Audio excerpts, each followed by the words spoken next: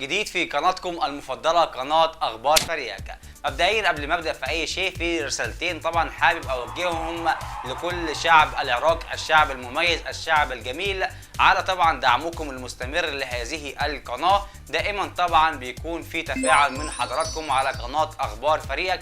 دائما طبعا كل ما بنزل اي فيديو على القناه خاص بالدوري العراقي او اي بطوله تخص الدوري العراقي بيكون في تفاعل من حضراتكم، ودي حاجه طبعا تفرحني جدا وتخليني استمر في تقديم هذا المحتوى لحضراتكم. والفتره اللي جايه ان شاء الله هحاول على قد ما اقدر ان انا اقدم محتوى بشكل مختلف يليق بحضراتكم.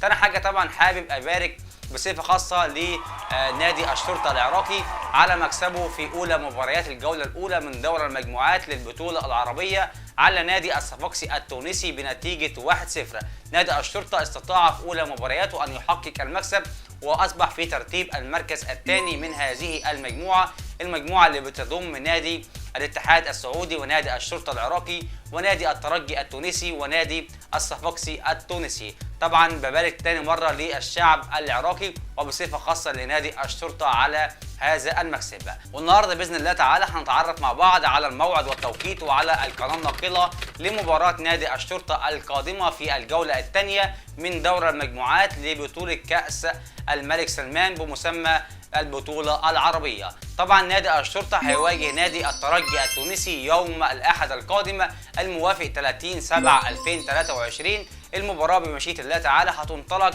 الساعة 4 مساء بتوقيت تونس، 6 مساء بتوقيت العراق، وسوف تقام هذه المباراة على استاد مدينة الملك فهد الدولي، وسوف تقام هذه المباراة وتنقل لحضراتكم عبر قناة SSC سبورت الرياضية السعودية. بكده طبعا يبقى تعرفنا مع بعض على الموعد والتوقيت وعلى القناه الناقله لهذه المباراه. اتمنى طبعا التوفيق والدعم الكامل لنادي الشرطه العراقي في المباراه القادمه ضد نادي الترجي التونسي. نتمنى لحضراتكم ايضا مشاهده ممتعه. دمتم على خير والسلام عليكم ورحمه الله تعالى وبركاته.